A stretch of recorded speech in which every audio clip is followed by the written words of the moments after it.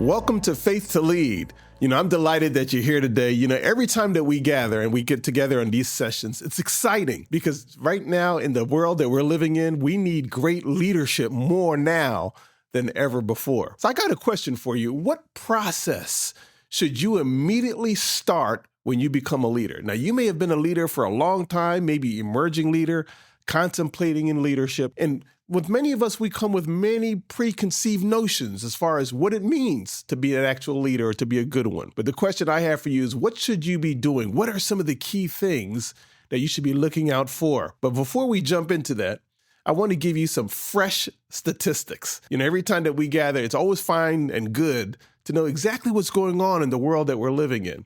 And this is a survey that just came out from the Philadelphia Fed in April 2025. And in this report, they're saying that people are striving for economic stability more now than they ever have before, and that they can consider opportunities for upwards mobility despite sometimes working multiple jobs, and people are trying to find ways that they can make ends meet. In other words, they want economic stability more than they want economic mobility. How can they think about getting ahead or being promoted in your company or being part of a big team when they're just trying to make things work for them in their day jobs right now, trying to get different situations met? And a greater percentage of people believe that right now they need to find a better job to become better actualized. So sometimes we as leaders, we're saying, how come I can't get more out of this person? They're not as enthusiastic as I am. It's because they're just right now in their world, they're saying, I got to get out of here so I can make ends meet. So this is kind of the global picture about what's going on in our society right now with all the different changes that are happening globally and locally and within even the Philadelphia metropolitan area. This is how people are showing up and they're coming into your job and coming into work. And this is what they're thinking about before they go into your team meeting. So we're going to find ways that we can turn that around, how we can get greater commitment, how you can have a better team, better followership, so that your team can perform the way that you want it to do. So I want you to go ahead and share this podcast. You can subscribe to Faith to Lead. Let someone know about the things that we're talking about. Visit us at faithtolead.com because we're going to unpack all of these different insights so that your team can make sure that it's being insured against all of these statistics. Now, let's start off with a little bit of scriptural text. I love going to the Word. Remember, this is Faith to Lead. So we look right at the Bible, pull out some nuggets, see how it's applicable to our lives. And there's a scripture in Proverbs chapter 29, verse 18. My father always made sure that I knew this scripture. And it says, where there is no prophecy, in some translations it says, where there is no vision or where there is no revelation, the people perish or the people cast off restraint. And what it basically means is that every person in every team, every organization, every community, what they're looking for is a sense of vision. Where are we going? How do we know we've succeeded when we get there if we don't have any predetermined notions about where we want to be? Are we going, on a one-day journey? Are we going on a one-year journey? And when people don't have a sense of direction or a sense of vision, then they don't get a sense of direction. And when a person or a team doesn't have a sense of direction, all of a sudden everything goes. What are the rules of the game? I don't know. We'll make up the rules as we go. We'll figure out, where we're getting when we get there. And so if you don't have a sense of vision, it means that you'll never have a sense of completion. You'll never have a sense of alignment and never have a sense of rules as far as guidelines. What are some of the do's and don'ts that set our corporate culture? So as a leader, you want to make sure you're at the forefront, you're championing the vision casting, vision sharing, vision defining, and vision restating processes of your team. Don't miss that. So today we're going to hit all of those different aspects, and we're going to start this conversation, this dialogue on 6 essential functions that you have to do now that you're a leader. Now, before we jump into these 6, don't get overwhelmed. All right. Sometimes I'm a consultant, and when I get into these meetings and people say, wow, that's a lot. There's no way I could do all that. I'm not a good leader. No, don't get overwhelmed. These 6 different things can happen at any given moment, at any given time. It's a process. I'm going to say it again. It's a process. You don't do them all at once, and you're going to do it over and over again. So I'm going to, if you think of it kind of like a clock, That's the way I'd like to do it. I'm going to narrate through this wheel. The first is to set the mission, vision, and values. As a leader, if you think of a clock right around that 12 o'clock hour, right around 12, one of the first things we've got to get done, we've got to know what the mission is, what the vision is, and what the values are. That is a high-level leadership function. Setting the mission, your mission is, why do you even exist? What are we here for? What does this company exist to do? If we were to disappear, what would happen to the rest of the world? Would it even make a difference? And so you want to have a clear sense of why you even exist. After you know what your reason is for existence, you now have to set the vision. What does it look like? Think of your vision as something that appeals to all of the senses. What will we look like? What will we sound like? What does it feel like? Here's where you can let all of your creativity and your artistry and your analogies begin to explain your mission.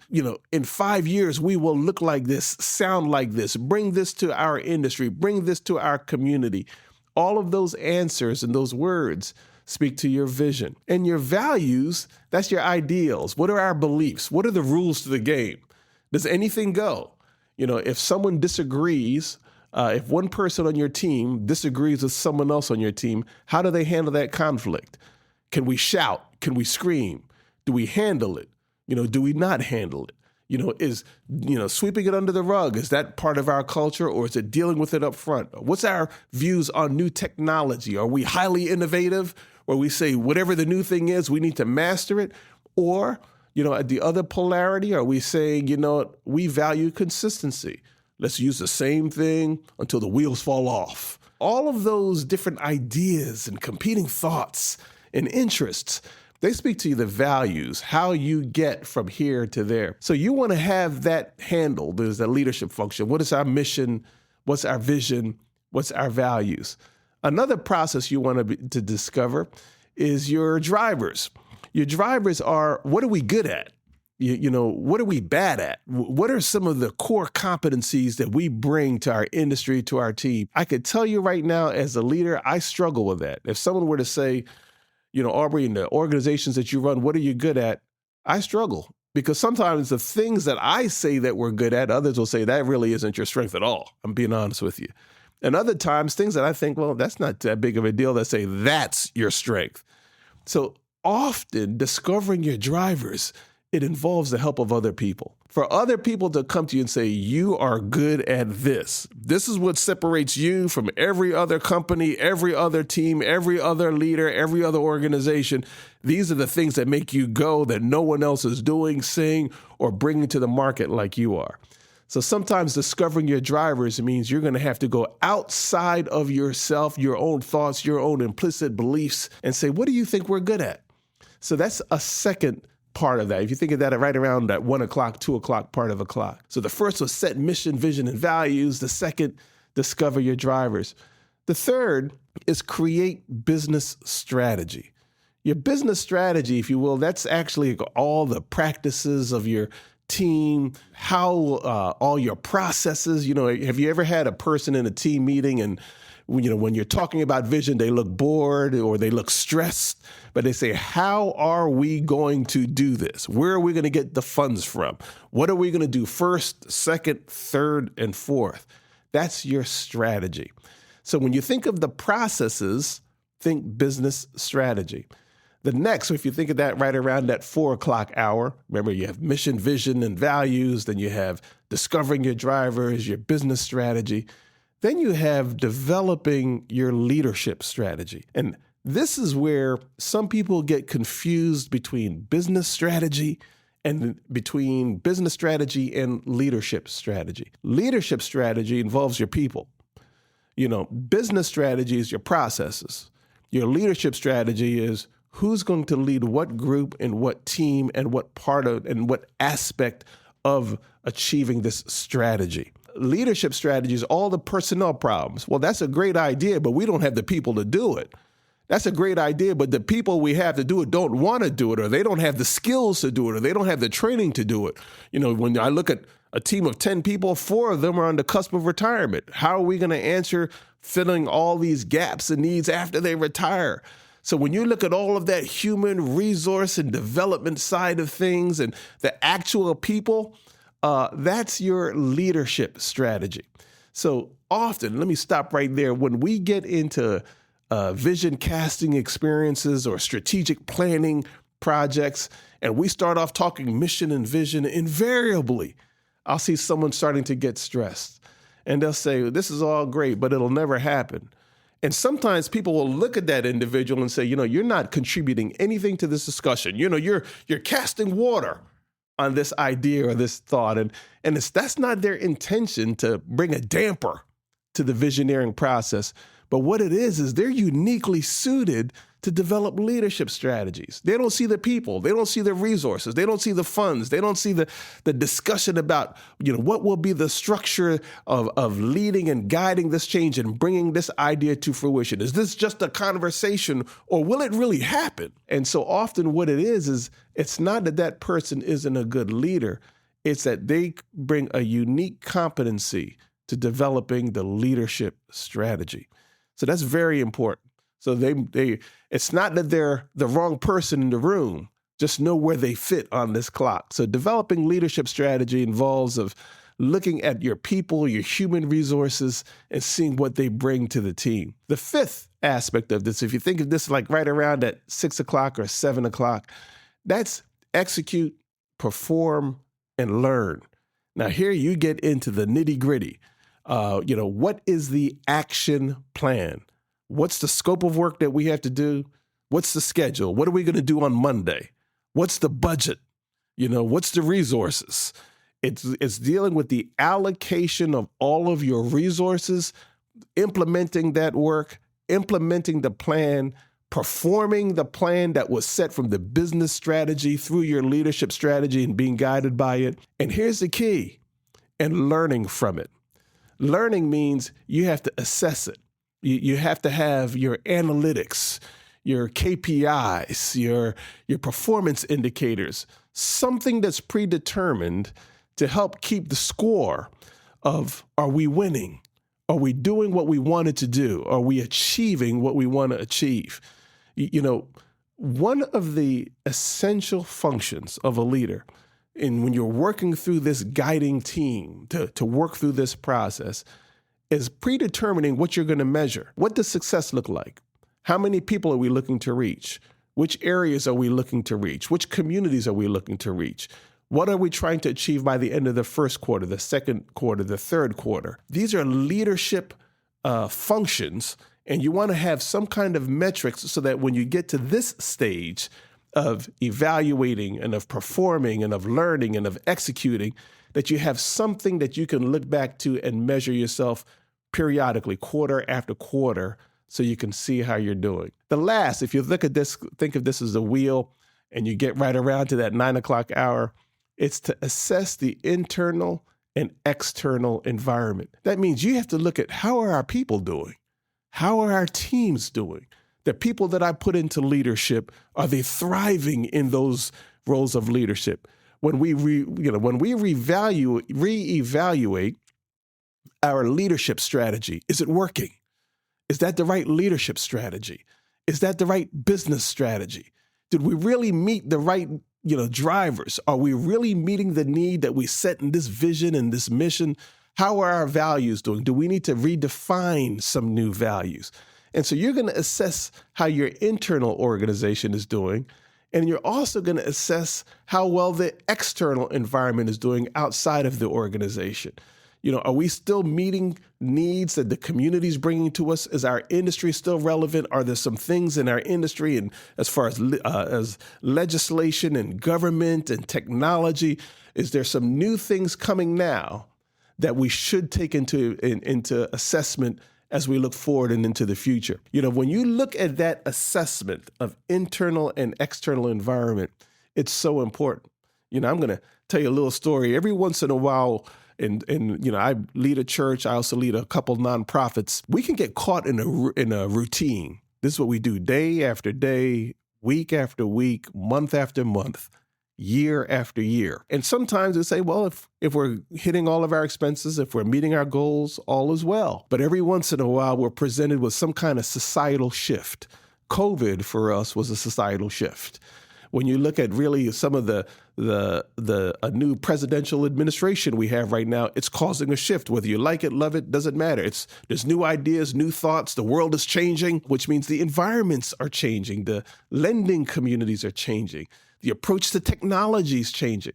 And if you don't have, and this is so important, a way to periodically go back into that environment and say, what's changing? What are some new things that are coming down the pike that our team, that our organization needs to be ready for? If you always have your head down and into the sand, but you're not always scanning that environment, looking forward for that vision, remember that?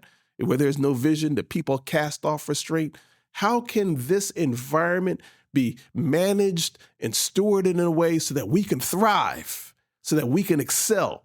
How can we turn this around for our advantage and for our benefit? You need a way where you can periodically, whether it's quarterly, annually, I like to recommend at least annually, look at things internally and externally and recalibrate yourself. Why? Because each of these 6 aspects that we just looked at, setting that mission and vision, discovering your drivers, creating a business strategy, developing your leadership strategy, executing, learning, and performing, and assessing the internal and external environments, they don't just happen once. After you run through this process, it's going to keep going on and on again. I encourage every organization that I work with and work through that you should be looking at these things at least every 3 to 5 years, setting, where are we going over the next 5 years? What will it look like? And then you should be scanning and then redefining, restating, even if you're to say something like the vision that we have still stands, even restating it and saying that is important. That way it keeps you from having your head down and just saying what we've done is what we'll always do. Because at that point, you can miss some major societal shifts.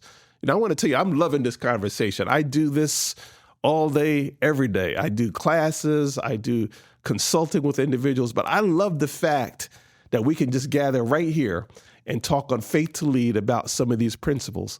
And so I want you to do a couple of things. Share this podcast with your team if necessary. Share it with a friend, another leader who says, I don't even know where to start. You can subscribe to this channel. You can send in your comments on faithtolead.com, because I want to see out of these 6 areas where you think you're the strongest in or where you're the weakest in. And if there's some other areas or some other comments you have, let us know it. So make sure you share this channel, that you can subscribe to it, and that you can talk to us right at faithtolead.com. When you look at just those 6 aspects of leadership, if you look at the 6 essentials, if you will, 6 essential leadership functions, you'll see something, a pattern. And there's a lot of scholarship written about this. And one of them is, what separates the quintessential leader from the quintessential manager? Is there really a difference? Are they at odds with one another? How do you know when you have a visionary leader and you have to say, okay, that's a great vision, now get out of the room so we can get it done? And what stresses out a visionary leader more than anything else? And when you look at all of these 6 functions, I'm going to give you a couple clues that a few scholars have pointed out. And they'll say, strategy is where your visionary leaders tend to meet your quintessential managers. That the vision setting, your leadership functions tend to thrive there. But your avid planners and your avid managers, sometimes the pie in the sky, where we're going in 10 years, doesn't appeal to them. They want to set things down on a schedule. What's the scope? What's the schedule of work? And what's the budget? How can we allocate the resources? How can we, dedicate and steward the people that we have? So the intersection of that action plan and that, macroscopic vision tends to be the strategy. So what you'd want to do is bring all those people together for a strategy session. Here's our vision where we want to go in the next 5 years. Let's try to figure this out. And then in that strategy session, you're not actually creating the action plan. You're just creating the roadmap of how we're going to get to vision to the action plan. And right there in that room during that strategy session, that tends to be where a lot of those skill sets come to bear, where they can reconcile with each other. Then you can know the exact individuals that need to exit, those that need to onboard prior to going from strategy to the action plan. That's a very important step. I just boiled down, weeks and months worth of consulting work in that one conversation. So make sure you share this or you subscribe to this. You can check it out. This is what consultants do. Actually, some consultants probably don't want me to even tell you all this, but I want you to have it for free because it's essential. Now when you look at all of these 6 functions, if you will, I'm going to back up again. It's setting the mission, vision, and values, discovering drivers, creating your business strategy, develop your leadership strategy, perform, execute, and learn, assess the internal and external environments. And you're going to go around this wheel over and over again throughout your leadership experience. Don't get overwhelmed. There's no one person that's a leadership Goliath who can do all 6 by themselves and champion a team through it. It's an excellent area to delegate. Personally, the area that I'm the weakest in is probably in the evaluation. I don't mind setting vision or helping with strategy. I just don't want to go back and grade people and work with the indicators. So I have to delegate that to someone else who handles all of our analytics. Find the areas that are outside your skill set and delegate it. You don't have to do it. You just have to be the champion of it. And one of the great things you can be is the best cheerleader of these leadership functions. So find out of the 6, the one that you're the best at, or the 2 that you're the best at, and then delegate and onboard others that bring on those skill sets and say, we're going to do this as a guiding coalition to ensure the leadership of the team. The last thing I'm going to drop into you today, it's what happens to a person when they're experiencing this kind of leadership. What's the goals? What are we looking for from the people that follow us? And there's an acronym that's called DAC, D-A-C.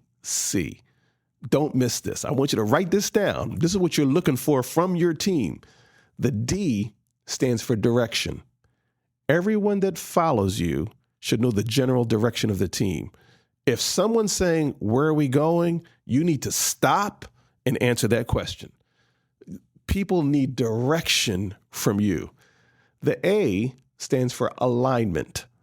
Alignment is, okay, there's 10 people on our team, 5 people on our team. If all 5 of us are going 5 different directions, it means we're not aligned. If we have 5 different approaches and we're at war with each other about the approach, that means we have a need of leadership to help bring us into alignment. So they got to get direction. You're trying to get alignment, everyone agreeing together in a collaborative way about which way we're going, what we're going to do first, second, third, and fourth, and feeling good about it. And the C is for commitment. This comes out of the Creative Leadership Center. It's an awesome resource. And that commitment, it's literally the people that will say, you know what, I'm on for the ride. I see where we're going. I believe in it. And not only am I going to agree to it, I'm going to say that I'm on board. And if it gets difficult down the line, I'm going to stay on board. A lot of people, they have a challenge with commitment today. They'll make a decision to say, I'm with you. But then as soon as things get harder than they anticipated, they'll say, well, I didn't expect all this. I didn't know I was signing up for all this. So I've got to make a mid-course direction. I'm going to pull out now. That's a commitment failure. When we talk about commitment, we're talking about people that will say, I'm going to be on board with this. And even if it becomes harder than they initially intended, they'll say, I gave my word and I'm going to follow out the commitment that I made. When you find individuals like that are capable of extending that commitment, that's a very special bond. It's precious, safeguarded, treat it well, reward it. Let all your reward mechanisms show these are some people that have demonstrated a level of commitment that our team applauds. You want to make that public reward commitment, because if the people on your team have a strong sense of DAC, of direction, of alignment, and they're willing to commit, your team will perform. So if you're in that leadership cycle, it doesn't matter where you are, take a look at this, man. I want you to go ahead and share this podcast. You can subscribe to this channel. Talk to us on faith2lead.com. See those areas, these essential functions. It doesn't matter if it's a global organization you're running or if you're a startup. If you're contemplating leadership, you will engage each of these 6 aspects at some juncture during your tenure. The best decision you can make is to say, I'm going to excel at it. I'm going to do great. So revisit this, take a look at it, do all the research you can, connect in with us. We'll get you there. Because just remember, if you have the faith to do it and you put in the scholarship for it and you really take the time out to say, I'm going to excel in these areas, your team will be better for it. Thanks so much for checking us out today, and we'll see you next time on Faith to Lead.